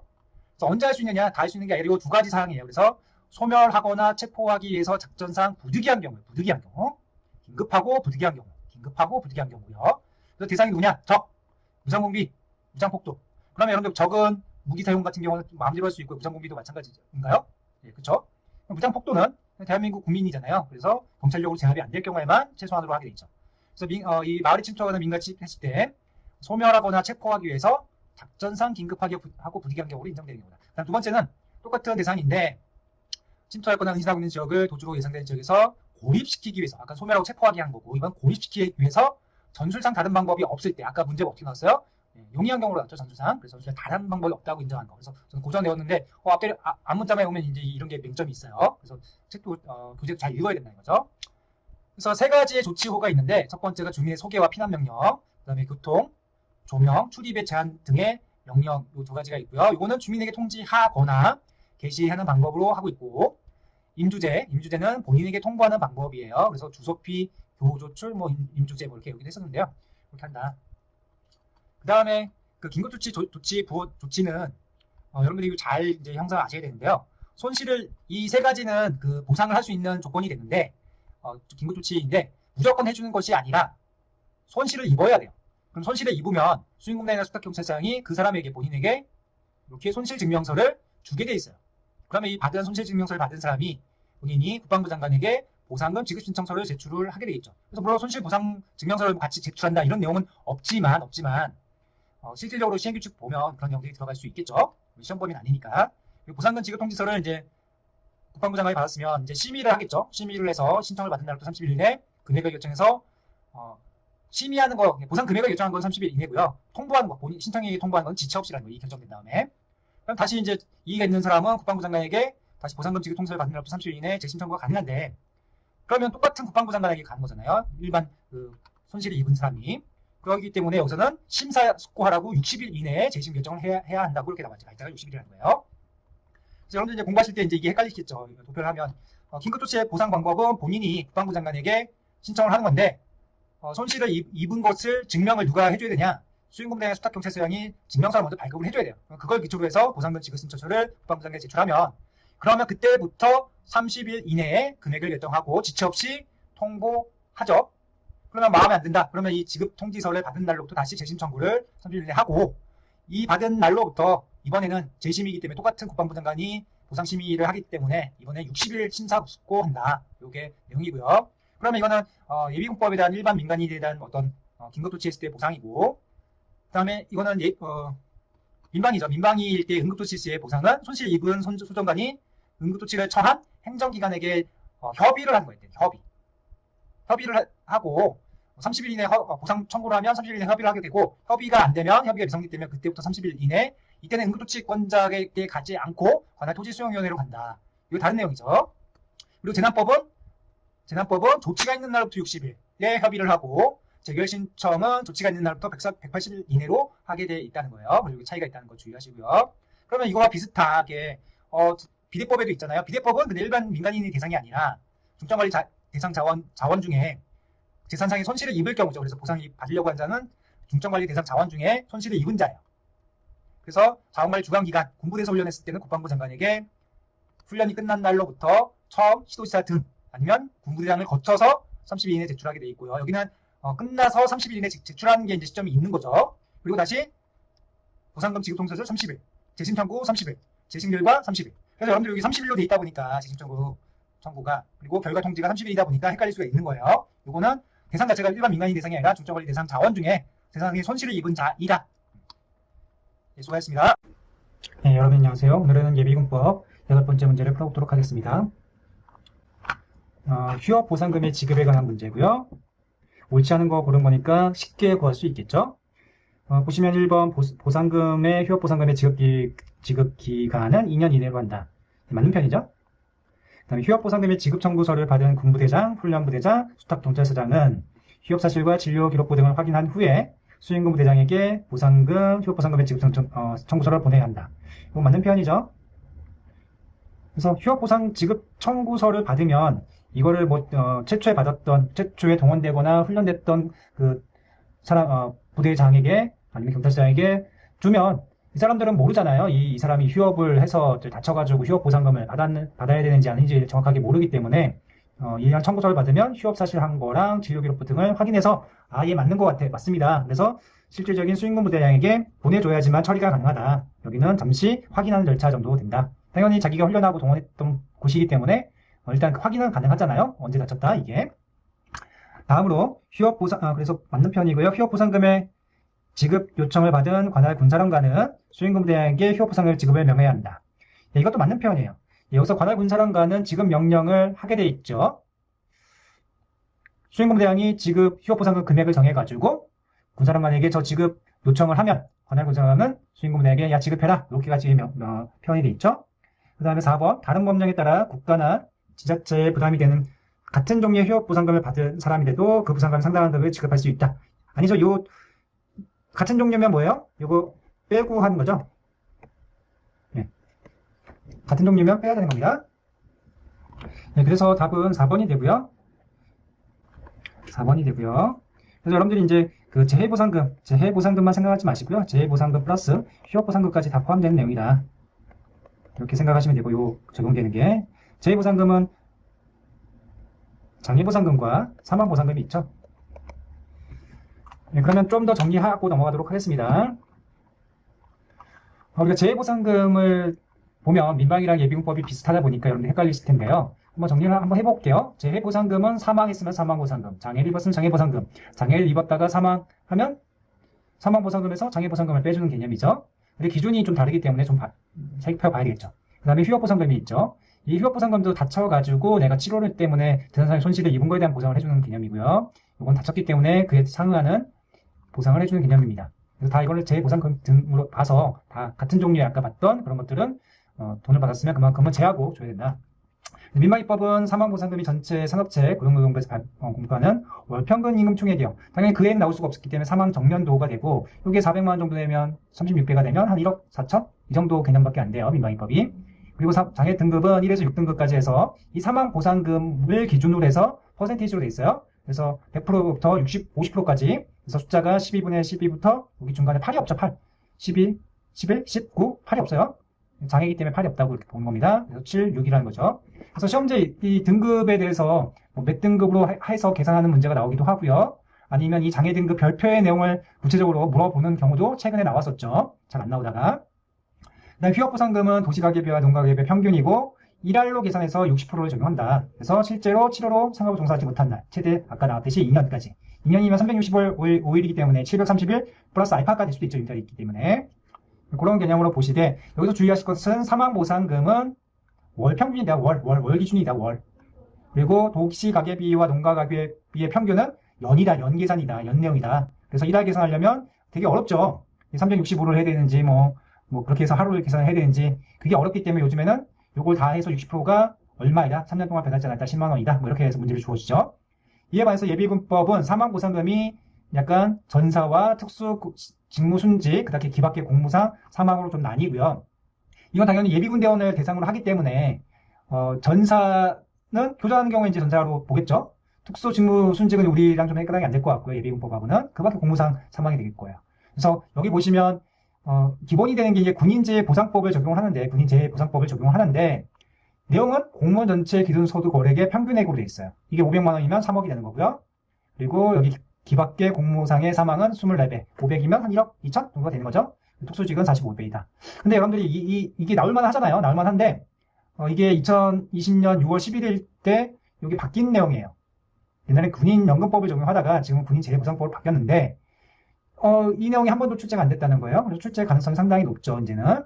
그리고 이제 장애보상금은 1에서 4급까지 있다는 거예요. 1에서 4급까지 있고, 이거에 구체적으로 뭐 1에서 4급이 뭐라는 것을 우리가 알 수가 없죠. 시험 범위가 아니죠. 그래서 공무원 전체에서 기준소득 월액의 평균 월액의 4급은 3배, 1급은 9배, 2급은 6배, 369죠, 369, 369, 그 중간에 4.5. 이렇게 외우시면 쉽게 외우실 거고, 이거만 받는 게 아니라 전상이면, 전처다 다치면 이거 받은 거에 2.5배를 곱해주는 거고요. 특수직무 공상, 이건 해당되는 게 별로 없을 것 같은데 우리 예비군법은 1.88배가 된다. 그래서 금액이 차이가 나고 이거 계산하는 문제가 안 나왔기 때문에 한 번쯤은 나올 수 있겠다 이렇게 생각할 수 있고요. 휴업보상금은 전년도 전국 가구 월평균 가계 지출액이다. 이거는 월평균이죠. 월평균. 이것도 월이죠. 아까 기준이 된 게 월이고 이것도 월이에요. 이거를 1하기 계산해서 80%를 적용하는 거고요. 곱하기 치료로 생업을 종사 못하는 일수이다. 80%라는 거 잊지 마시고 여기 20%라는 거. 이거는 연단이고 여기는 월단이고 여기 월단이고 월단이고. 이 연단이 요거 하나밖에 없는 거죠. 요거. 요걸 잘 기억을 해주시기 바라고요. 예비군 이 보상 절차 관련해서는 여러분들 잘 아셔야 돼요. 그래서 이거 뒤에서 한번 설명을 드리도록 할게요. 이 휴업보상금은 일반적인 절차와 그다음 민간 의료시설 치료비 지급 절차가 유사한데 차이점이 몇 가지가 있어요. 그 부분 좀 설명을 드리도록 하겠습니다. 기본적으로 휴업보상금은 이 훈련한 부대 아니면 동원한 부대에서 부대나 경찰서장이 알 수가 없어요. 그래서 먼저 예비군대원이 휴업보상금 지급 신청을 해야 되는 거죠. 그렇지만 이 사람들이 다친 거는 충분히 알 수 있겠죠. 자기가 하다가 다친 거기 때문에. 그래서 당연히 휴업보상금 지급 신청을 하게 되면 그때 치료에 의해서 휴업 사실을 증명할 수 있는 뭐 병원 진료 기록이나 이런 것들이 있어야 되겠죠. 그러면 그런 것들을 이 부대장들은 확인을 해서 다시 토스를 하죠. 수임금 대항에게. 그럼 수임금 대항은 휴업보상금 아까 계산했던 거 있었죠. 80% 월평균에게 80%. 뭐 근데 정확하게 또 어떻게 결정할 것인가 정확하게 수임금 부대장이 결정을 합니다. 그러면 결정된 금액을 관할 군사관에게 요청하면 지급 명령을 군사관이 한다. 여기까지만 나와 있어요. 휴업보상금은. 이에 반해서 민간 의료시설의 치료비 지급 절차에서는 이 진료비를 청구한 사람, 당연히 민간 의료시설에서 돈을 안 냈으면 민간 의료시설장이 되고 돈을 냈으면 예비군 대원이 되겠죠. 똑같이 이 세 개 장에게 치료비를 청구를 하죠. 그러면 사실 확인을 한 다음에 똑같이 다시 토스해서 수임금대한테 보냅니다. 얘는 내가 들어간 비용에 대한 부분이기 때문에 첫 번째로 다른 게 휴업보상금 지급 이거 치료비를 결정을 안 하죠. 네, 준 대로 준 거니까. 그 다음에 이거에 대해서 지급 요청을 하면 군사관은 지급 명령을 하는데 여기서 다른 부분이 관할 군사관이 지급 명령뿐만 아니라 그 치료비 청구자에게 지급 통지를 하게 돼 있다. 그리고 아까 지급 명령을 했기 때문에 수임금 대항이 이 치료비 청구자에게 지체 없이 지급을 한다. 요 내용이 추가가 된 거예요. 네, 다른 게 세 가지가 있다. 그래서 이건 주의하시고요. 참모총장이 할 경우에는 이 독특하죠. 이런 경우에는 어디서 시작을 하냐? 참모총장이 잘 모르니까 관할 군사관이 이런 업무 많이 해봤으니까 참모총장님 저 지급하셔야 됩니다. 그러면 참모총장님이 지급액을 결정해서 예비군대원에게 직접 지급을 하게 돼 있습니다. 이거 이해하셨죠? 그래서 여기 세 가지가 헷갈리기 때문에 여기서 살짝 주어 바뀌고 사람 바뀌고 이렇게 된다면 여러분들이 상당히 어려울 수 있기 때문에 잘 정리하시기 바랍니다. 수고하셨습니다. 예, 여러분 안녕하세요. 오늘은 25년도 상반기 예비국법 9번째 문제를 풀어보도록 하겠습니다. 34번 문제인데요. 예비군의 치료에 대해서 옳지 않은 것이죠. 이게 아마 33번 문제와 제가 설명했던 거와 중복이 되긴 하겠지만 다시 한번 문제를 풀어보도록 하겠습니다. 틀린 거 하나 찾는 거니까 문제 쉽게 구하겠죠. 1번 임무수행이나 훈련 중에 부상을 입은 예비군 대원이 민간 의료시설에서 치료를 받은 경우 그 치료 비용은 누가 부담한다? 국가가 부담한다. 모두 예비군 훈련에 관련해서 부상을 입으면 임무수행이나 훈련 중에 예비군 대원은 모두 국가가 책임을 지는 거로 몇 년 전에 바뀌었어요. 그래서 국가 책임진다. 맞는 표현이고요. 예비군 대원이 소속된 군부대장, 훈련부대장, 수탁경찰서장 요 세 명이 누구예요? 동원되거나 훈련했던 곳이죠. 그래서 임무수행 중 훈련 중에 부상을 입은 예비군 대원이 국가나 지자체의 의료시설보다 우선적으로 민간 의료시설을 치료를 받도록 해야 된다? 뭐 이런 내용은 없죠. 국가나 지자체 시설 또는 민간 시설 어느 곳이든 받으면 되는 거예요. 우선적으로 뭐 이게 없죠. 옛날에 민간 의료시설을 받으려면 뭐 조건들이 많이 있었는데 지금은 다 민간 의료시설까지 다 받을 수 있게 자유롭게 해줬다. 답은 2번 쉽게 구할 수 있겠죠. 3번 예비군 대원을 치료한 민간 의료 시설의 장은 돈 받아야 되죠. 해당 예비군 소속된 세계장에게 치료비 비용 명세서를 첨부하여 치료비 지급을 청구해야죠. 당연히 돈을 그 예비군 대원이 냈으면 예비군 대원이 돈을 청구하는 거고, 돈을 안 냈으면 민간 의료 시설장이 청구를 하게 돼 있죠. 관할 군사령관은 수행군 부대장으로부터 민간 의료시설 치료 비용 요청을 받았을 때는 민간 의료시설장에게 치료비 지급 통지를 하고 수행군 부대에게 치료 명령을 해야 된다. 요 두 가지 사항이 군사령관이 지급 통지하는 내용이 사실은 더 추가된 거죠. 그래서 답은 쉽게 구했고요. 한번 내용을 살펴보도록 하겠습니다. 우리 내용 중에 예비군 대원, 지금 치료하는 건 예비군 대원에 대한 부분이에요. 그리고 임무수행 이제 동원이나 훈련 중에 이제 부상을 입으면인데요. 국가나 지자체 시설, 민간 시설 받을 수 있다. 뭐 어디든 받으면 돼요. 당연히 이제 그 현장에 있는 군대장, 훈련부대장, 수탁경찰서장 이 세 명 중에 한 명이 다치면 부상을 입으면 지체 없이 이 셋 중에 하나를 치료를 받게 해야 되겠죠. 그리고 비용은 국가가 부담한다고 이렇게 나와 있습니다. 그래서 내용 아까 정리를 해봤고요. 그 다음에 부담은 국가가 부담한다는 거, 치료비 지급 절차는 이렇게 쭉 복잡하게 돼 있지만 그림으로 보자면 치료비 청구자가 민간 의료시설장이 될 수도 있고 치료비를 냈으면 예비군 대원이 되는 거죠. 그 다음에 세계부대장 현장에 있는 그 다음에 수행군 부대장, 관할 군사령관이 주인공이고, 최초엔 뭐부터 해야 되겠어요? 이 치료를 받은 사람, 여기 치료를 받은 사람이 시작을 해야 됩니다. 그래서 치료비를 청구를 해야 되고, 그럼 요 훈련부대장은 자기가 동원했다가 훈련했다가 다친 사람이니까 사실을 확인을 해야 되겠죠. 그 치료비 청구한 거를. 근데 이 치료비 청구는 금액이 명확하죠. 명확하기 때문에 이 치료비 징구 청구서를 수행군 부대장에게 보내면 여기 금액을 결정하는 건 안 하죠. 왜? 그 청구한 만큼 주면 되는 거니까. 그래서 지급 요청을 수행군 부대장은 합니다. 관할 군사랑은 그래 너 지급해라 수행군 부대장. 그리고 또 하나 다뤄지는 게 치료비 지급 통지를 해주는 내용이 있고, 추가적으로 수행군 부대장이 이 사람에게 치료비를 지급하는 내용이 반영이 돼 있다. 그래서 달라지는 부분들이 여기에 있는 거죠. 예, 수고하셨습니다. 예, 여러분 안녕하세요. 오늘은 25년도 상반기 예비군법 10번째 문제를 풀어보도록 하겠습니다. 예, 방위협의에 대해서 묻는 문제고요. 옳지 않은 것을 골라라. 예, 틀린 거 하나 찾는 겁니다. 1번 예비군의 육성 지원을 위하여 각급 행정구역과 직장 단위로 방위협의를 설치 운영해야 한다. 예, 설치 운영해야 합니다. 이 행정구역은 읍면동까지 포함을 하는 거고, 여기 출장소까지 포함하는 내용이고요. 예, 직장 단위는 당연히 직장 예비군이 있는 데를 얘기하는 거죠. 방위협의회 의장이 부득이한 사유로 직무수행할 수 없다. 직무수행 대리 같은 경우 여기는 의장이 미리 지명한 위원이 직무대행을 하죠. 예, 맞는 편이고요. 산업단지 직장민방위협의회 위원은 이게 산업단위인지라고 하면 여기에 직장들이 여러 직장들이 있겠죠. 그렇기 때문에 좀 그 특성에 맞게 사람들을 임명을 하죠. 직장예비군의 지휘관? 직장예비군 지휘관 누굴 얘기를 하는 거죠? 좀 애매하죠. 그리고 해당 직장의 간부급 직원? 이거 좀 이상하죠. 이게 한 개 업체면 이 말이 뭐 맞는 편인데 산업단지니까 의미 자체가 틀린 내용이 되죠. 답은 3번이라는 거 쉽게 구할 수 있을 거고요. 4번 산업단지 직장 방위협의회는 통합방위 직장 예비군의 육성 지원에 관한 사항을 심의하죠. 여기서 산업단지는 통합 예비군을 구성할 수 있다고 돼 있잖아요. 통합 직장 예비군을. 우리 네 가지 사항이 있었던 거 기억하실 거예요. 통합을 할 수 있는 게. 그 중에 하나잖아요. 그렇기 때문에 거기에 대한 사항을 심의하는 거는 이 산업단지 직장 협의회이다. 그러면 우리 한번 정리를 한번 하고 넘어갈게요. 우리 방위협의회는 강제상으로 설치랑 운영하는 게 강제상으로 돼 있죠. 되게 강하게 돼 있기 때문에 그런 덕분에 많이 발전이 되고 뭐 지원도 많이 받고 있는 상황이죠. 그래서 일단은 심의 사항이 무엇이냐를 잘 보셔야 돼요. 대부분 다 지역 방위 작전을 위해서 뭐뭐 이렇게 표현이 돼 있는데, 하나만 통합 직장 예비군의 육성 지원에 관한 사항인데, 이거는 아까 얘기했듯이 산업단지 직장 방위 협의회에서만 통합 직장 예비군 육성에 관한 사항을 심의한다는 거예요. 나머지는 지역 방위 작전을 위해서 하는 겁니다. 그리고 지역 방위 협의회와 직장 방위 협의회는 둬야 된다고 했는데, 지역은 시도지사, 시군구청장, 읍면장, 출장, 소장까지 포함해서 각 단장? 좀 애매하죠. 읍면동장은 단체장이라는 표현 안 하니까 각 장들이 의장이 되고요. 위원은 각각 그 지역을 담당하고 있으니까 관할구역 내 국가기관의 장과 지자체장, 군부대장, 그리고 주민 중 의장이 위촉한 사람이 구성이 돼요. 지역은. 이에 반해서 일반 직장의 경우에는 그 직장에 있는 직장 예비군 지휘관과 그 직장의 장이 의장이기 때문에 의장이 간부급 직원 중에 한 명 임명을 하죠. 이게 아까 여기에 하나 나왔었죠. 시험 문제. 이에 반해서 산업단지는 산업단지를 관리하는 대표자가 의장이 됩니다. 아까 많은 그 직장의장들이 있을 거예요. 거기에 이 시설물 전체를 관리하는 대표자가 있어요. 거기를 관리하는 대표자가 의장이 된다.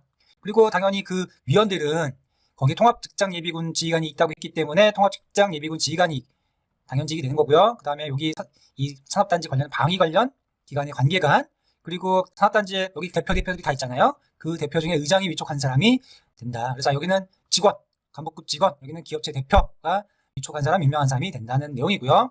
회의는 정기회의가 분기다. 좀 짧게 돼 있죠. 이거 주의하시고 정기회의 수시회의가 아니라 임시회의로 돼 있다. 편이. 그리고 일반적인 계의와 의결 절차를 준수한다는 것을 정리하시기 바랍니다. 예, 수고하셨습니다. 예, 여러분 안녕하세요. 오늘은 25년도 상반기 예비군법 11번째 문제를 풀어보도록 하겠습니다.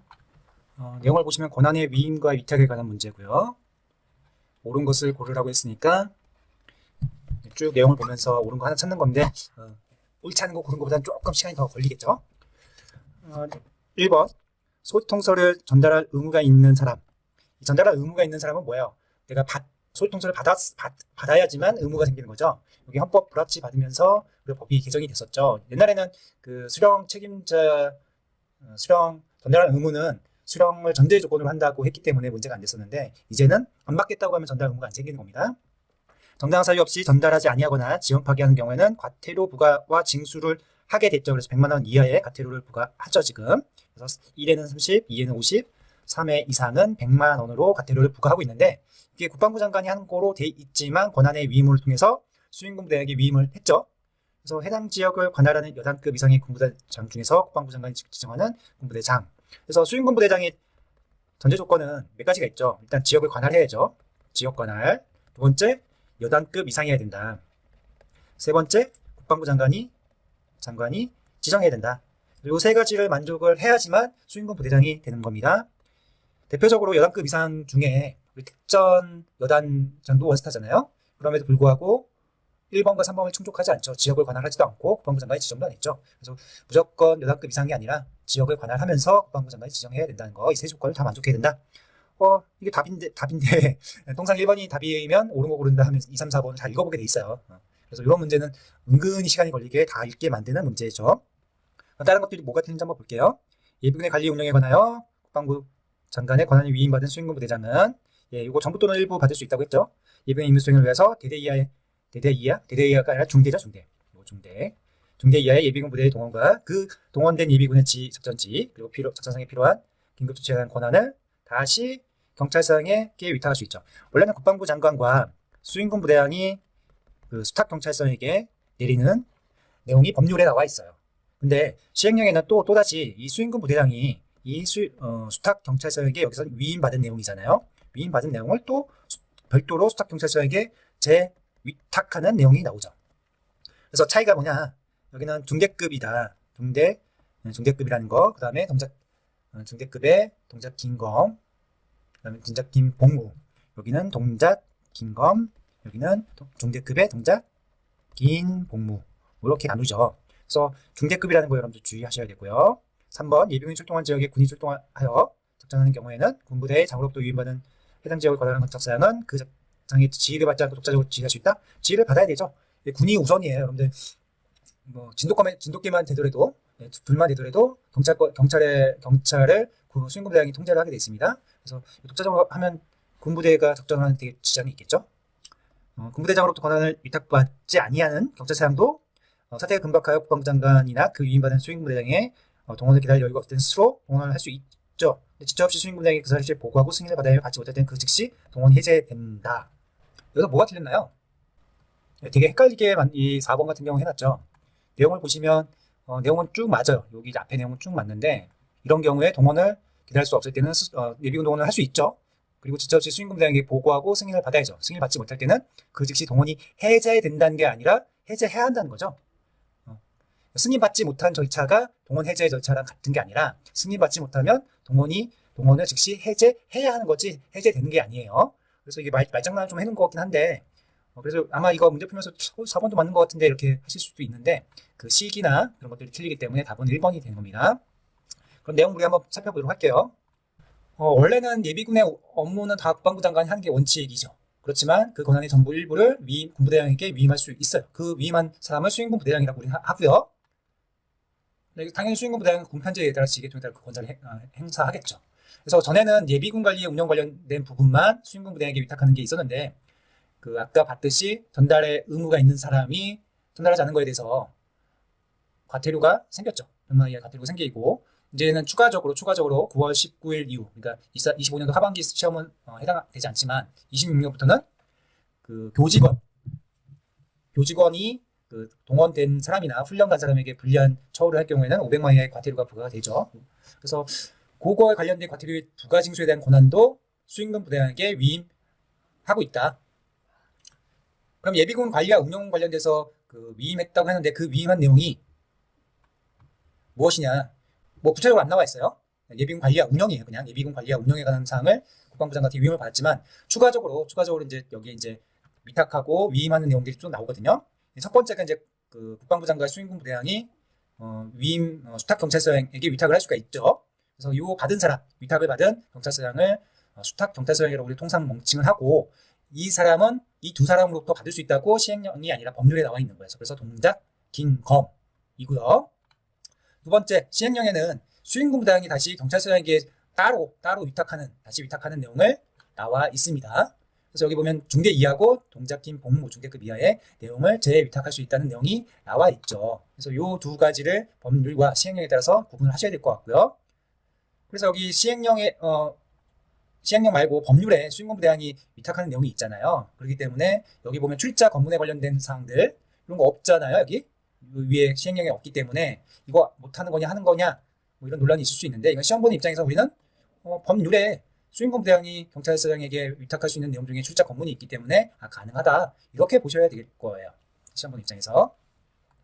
다음 전에 이제 과태료 관련해서 이제 말씀을 드렸는데 이게 이제 9월 19일 날 이제 추가가 되면서 옛날에는 교 직원이 아니라 교장, 학교장 뭐 이런 사람들에게 처벌하는 내용으로 명칭이 돼 있다 보니까 그럼 교직원들에게는 해당이 안 되잖아요. 근데 실질적으로 대학교 같은 경우 학점을 주고 가르치는 사람이 교직원이지 교장 학교장이 아니잖아요. 그래서 그걸 보완하기 위해서 법률이 바뀐 거예요. 그래서 500만 원의 과태료를 부과할 수가 있게 되고 그래서 이 항목이 추가가 됐다. 그래서 1회 150, 2회 250, 3회 위반 500만 원으로 됐다.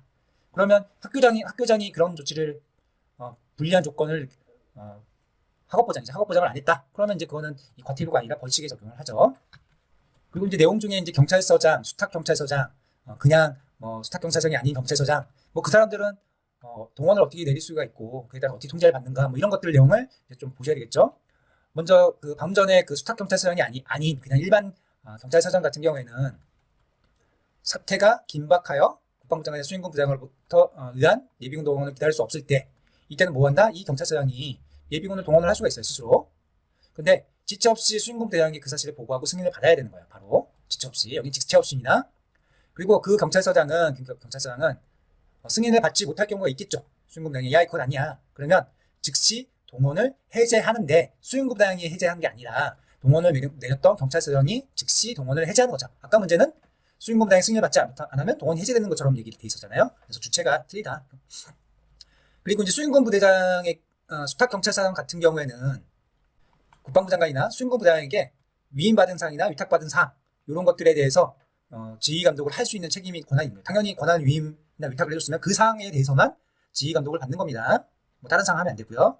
그리고 예비군이 출동한 지역의 이 수탁 경찰서장은 당연히 그 작전 지역의 군부대장의 지휘를 받아야 되겠죠. 그리고 수임군 부대장이 동원을 할 때는 해당 거기에 있는 일반 경찰서장 뭐 누구든 동원이 원활히 될 수 있도록 지원해야 되겠죠. 이거는 뭐 기본적으로 수탁을 받았다 안 받았다 똑같은 역할을 해야 되겠죠. 정리를 하자면 권한 위임은 국방부 장관 수임군 부대장의 예비군 관리 운영과 부가료 징수의 전부 일부를 위임을 했고요. 그다음에 그 국방부 장관과 수임군 부대장은 권한을 위탁을 경찰서장에게 하죠. 그래서 동작 긴검을 할 수 있고 또 시행령에는 수임군 부대장이 경찰서장에게 또 하는 내용이 중대 긴 복무 내용이 있다. 이때 출자 업무는 수임군 부대장이 수탁 경찰서장에게는 할 수 있는 사항이다. 시행령이 없다고 안 되는 게 아니다. 시험 보는 입장에서 그 정도 이해하시고 수임군 부대장은 이런 조건들을 다 만족을 해야 된다. 그리고 경찰서장 같은 경우 수탁 경찰서장과 일반 경찰서장을 주의해서 봐야 된다. 수탁 경찰서장은 당연히 동원을 발령할 수 있죠. 그럼 지체 없이 수임군 부대장에게 보고해야 돼요. 해제할 때도 마찬가지고요. 근데 일반 경찰서장도 아까 그 동원 발령을 할 수 있다고 했죠. 그래서 지체 없이 수임군 부대장에게 보고하고 승인을 받아야 되고 승인이 안 되면 즉시 해제해야 되는 거죠. 그리고 일반적으로 수임군 부대장이 예비군 동원 시에는 해당 지역에 있는 경찰서장은 지원을 해야 된다는 거죠. 그러면 다시 한번 돌아가서 문제를 한번 보도록 하겠습니다. 일반 사항은 정확하게 과태료 부과에 관해서 수임군 부대장에게 위임을 하죠. 국방부 장관이 수임군 부대장에게 위임을 합니다. 맞는 표현이고 2번 같은 경우는 수임군 부대장이 다시 경찰서장에게 재위탁할 때는 중대급 이하다. 3번은 수임군 부대장이 출동하면 관할 경찰서장은 복잡 지휘를 하는 게 아니에요. 지휘를 통제를 받아야 되는 거고요. 그다음에 여기서 4번 사항 같은 경우는 위탁받지 않은 경찰서에도 동원 명령은 할 수 있지만 지체 없이 수행군부대에게 보고하고 승인을 받아야 되는데 받지 못하면 그 경찰서장이 동원을 명령한 경찰서장이 즉시 동원을 해제해야 하는 거지 승인을 받지 못할 때는 즉시 동원이 해제되는 게 아니다. 이렇게 정리하시면 좋을 것 같습니다. 수고하셨습니다. 예, 여러분 안녕하세요. 오늘은 25년도 상반기 예비군법 12번째 문제 마지막 문제를 풀어보도록 하겠습니다. 벌칙에 대한 문제고 대의소령들 문제이죠. 근데 문제를 잘 보시면 우리가 너무 쉽게 구할 수 있게 뭐 내용을 몰라도 그냥 상식적으로 풀 수 있는 거예요. 6개월 이하의 징역 500만 원이잖아요. 2천만 원 이하의 벌금이면 2년이잖아요. 이것만 봐도 벌써 500에 2, 500에 2 이렇게 나뉘어지죠. 그리고 이게 전시사변 무장공비시니까 검문 때 5년 뭐 이렇게 해서 금방 답이 4번이 나와요. 그리고 훈련 통지서 전달 안 한 거 100만 원 과태료가 있죠. 대리수령이. 그래서 답은 금방 구할 수 있는 문제가 되죠. 그래서 이거를 뭐 이렇게 하고 넘어가면 여러분들 의미가 없으시니까 너무 쉽게 나왔다. 공부를 하는 차원에서 좀 깊이 벌칙을 정리하도록 하겠습니다. 우리가 벌칙의 평상시에는 이 전시가 아닌 이상은 전시나 아니면 무장공비가 교전하지 않는 이상은 3년 이하의 징역이 제일 큰 거로 되어 있고 그 다음에 3년 여기 징역 또는 3천만 원 이하 벌금이니까 그거보다 좀 낮게 전체적으로 봐서는 벌칙이 위에 있는 게 더 센 거죠. 그 다음에 투투가 있고 그 다음에 원이 있고 그 다음에 6개월 500만 원 있고 여기 3개월 이하 징역도 있습니다. 여기까지는 징역이 있는 거죠. 여기까지는 징역이 있는 겁니다. 그래서 벌칙 중에 징역이 있는 거고 그 다음에 여 밑에는 징역이 없어요. 그리고 여기는 벌금과 구류만 있고요. 벌금이 있고 여기는 이제 밑에는 과태료가 됩니다.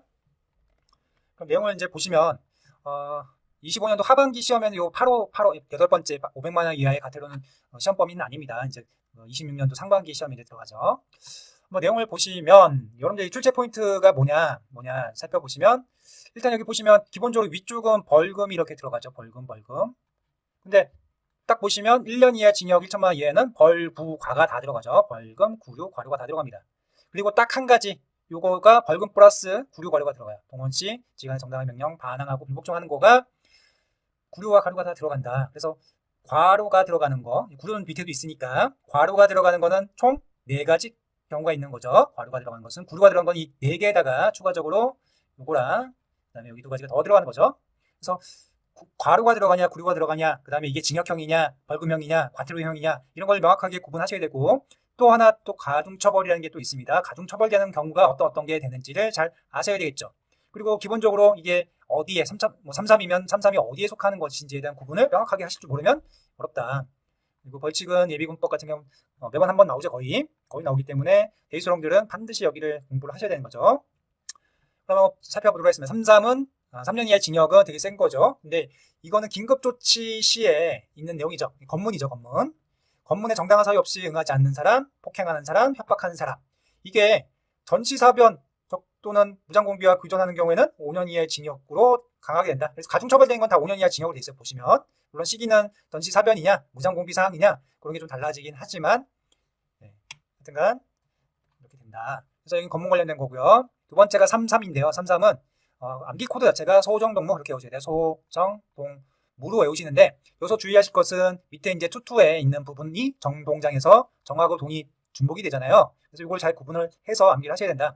첫 번째, 소지통서 전달할 수 없도록 정당한 사유 없이 신고 안 하거나 다르게 해서 주민등록 말소하고 거소불명 등록자료 확인하는 거 이런 훈련을 못하게 의도적인 걸 한 거잖아요. 이거는 이런 거는 되게 세게 돼 있다. 그 다음에 정치운동에 관여하면 또 안 된다. 동원에 정당한 사유 없이 응하지 않고 기피 목적으로 거주지를 변경하는 등 의도성이 있는 거 이런 것들은 33이고요. 또 예비군의 무기탄약 뭐 이런 경비 책임자나 보관 책임자에게 과실로 분실하거나 탈취당했을 시 과실이에요. 과실. 그러니까 내 의도가 아닌 상태로 탈취당하거나 분실당하면 이것도 33이다. 그러면 여기서 이제 여러분들이 잘 보실 게 동원 중에 이거 동원은 내가 안 오거나 의도를 가지고 내가 거짓 목적으로 거주지를 변경하는 경우 소지통서도 거취불명하게 만들거나 말소시키는 이런 의도성이 있는 거고 라는 것을 이해하시면 좋을 것 같고 특히 여기 3항의 동원의 정당 이유 안 했을 때는 전시는 뭐 무장공비시 이런 때 아니죠. 전시사변일 때예요. 우리 전시사변하고 무장공비와 교전하는 거 다 다르죠. 국지고발상일 수도 있으니까요. 전시사변이다. 그 다음에 투투 같은 경우는 여기도 정동장으로 외우는데 정치운동 금지는 예비군 부대 지휘관의 정치운동 금지 기반이기. 그래서 예비군 지휘관이 하는 걸 얘기하는 거고, 이거는 정치운동 관여자는 조직체로서의 그 예비군 조직체로서 이제 하는 것을 얘기하는 겁니다. 그래서 여기에 정치운동 금지 위반이지만 내용을 보시면 임무의 업무를 시키거나 권리 행사를 방해하거나 정당 후보 지지 또는 반대하는 것들에 대한 부분입니다. 예를 들어서 예비군 대원이 나는 누구 지지합니다. 정당을 지지합니다. 누구 후보를 지지합니다. 이거 했다고 해서 이 법을 적용하는 게 아닙니다. 그렇죠? 예비군 지휘관에게 정치운동 금지를 하는 겁니다. 그래서 대상자가 누군지 잘 보시고요. 그다음 두 번째, 동원 씨의 아까는 아예 안 온 거잖아요. 3.3일 때는 동원 때. 근데 왔는데 지휘관의 정당한 명령에 반항하고 불복종하면 곤란하겠죠. 곤란하기 때문에 얘도 투투로 돼 있다. 그리고 전시에는 가중처벌이 있고 무장공비 시에도 마찬가지다. 그러니까 총이 왔다 갔다 할 수 있는 그런 상황에서는 얘도 좀 강하게 돼 있다. 가중처벌이 된다. 그다음 세 번째, 예비군 동원이나 훈련받은 자를 불리한 처우를 한 경우에는 지금은 직장의 장이나 학교장에게 위반한 게 돼 있어요. 근데 이게 사회 문제가 한번 됐었죠. 대학 교수가 동원령 갔다고 해서 점수를 깎은 적이 있는데 이게 이슈가 됐는데, 근데 법을 잘 보면 학교장을 처벌하게 돼 있지 그 교수를 처벌하고 이렇게 돼 있지 않아서 그거를 올해 25년 9월 19일부로 변경을 했죠. 교직원의 학업 보장에 대한 과태료가 여기 생긴 거죠. 150, 300, 500. 근데 25년도 하반기 시험법이 아닙니다. 그 다음에 11은 벌구 가가 다 있다고 얘기했고, 이때는 훈련하고 긴급조치 시 이행을 안 한 거예요. 훈련과 긴급조치. 그럼 훈련은 뭐 한다? 훈련은 안 간다. 누가 대신 참가한다. 그 다음에 훈련 시에 참가를 했는데, 아까는 동원은 3.3하고 2.2가 나뉘어진데 반면 얘는 안 오는 거나 대신 참가하거나, 그 다음에 훈련 시에 정당한 명령이 와서도 명령 불복종한 것들은 똑같이 처벌한다. 11로. 그렇게 이해를 하시고요. 그리고 아까 여기 소지통지서 전달은 3.3의 소자 있잖아요. 이거는 소지통지서 물론 훈련하는 거지만 얘는 그냥 의도를 가지고 그냥 거주지를 분명하게 한 거기 때문에 세게 돼 있다. 이렇게 생각하시고요. 그 다음에 검문도 어떻게 보면 긴급조치 쪽에 있는 내용이다 보니까 이 긴급조치 이행하지 아니한 자와는 다른 겁니다. 이 검문하고는. 그러면 괄호가 있는 거는 1, 2는 다 있고 훈련하고 긴급조치 내용 다 있고, 그 다음에 동원 관련된 게 있다. 투투에. 그렇게 생각해요. 결론적으로 보면 명령 불복종하는 건 다 괄호가 있다. 이렇게 보시면 되겠죠. 그 다음에 6개월 이하 징역 500만 원 벌금은 예비군령 통지서 소유통처를 수령을 거부하는 거죠. 이 수령 거부는 누구겠어요? 본인이죠. 예비군 대원 본인이에요. 그 다음에 3개월 이하의 징역 또는 300만 원 이하의 벌금은, 여러분들 주의하셔야 돼요. 6개월 이하 징역 500만 원 벌금은 구류가 없어요. 그거 주의하셔야 됩니다. 여기 다 구류가 끼어 있다 보니까 중간에 있는 거로 생각하시면 안 돼요. 그 다음에 동원 및 훈련에 보류나 연기 시에 그 사유로 고의로 발생하거나 거짓 행위를 한 사람은 3개월 이하 징역 300만 원의 벌구가 된다. 보류 연기고요. 그 다음에 여기까지는 징역이 있다고 했고요. 여기서부터는 이제 벌금이죠. 200만 원의 벌구. 동원이 발생했는데 지역 거주지 예비군이 타 지역으로 신고도 안 하고 지휘관에게 알려주지도 않고 간 거. 그 다음에 동원이나 훈련 보류 신청자가 보류 사유 소멸이 된다는 14일까지 신고를 해야 되는데 이거를 예비군 중대장에게 안 알린 거. 신고 관련된 거 두 가지는 200만 원 이하의 벌구다. 그 다음에 100만 원 이하 과태료는 그 세대주 등, 그러니까 우리 여기 예비군 보니까 세성수고에 해당한 사람이 받았는데도 불구하고 정당한 사유 없이 미전달하거나 지원하거나 파기 시에는 30, 50배 횟수에 따라서 하는 것이다. 그다음에 추가적으로 500만 원 이하 과태료가 그 교직원 학업보관장 일을 안 한 거를 횟수만큼 150, 300, 500의 과태료가 있다. 이렇게 정리하시면 좋을 것 같습니다. 수고하셨습니다.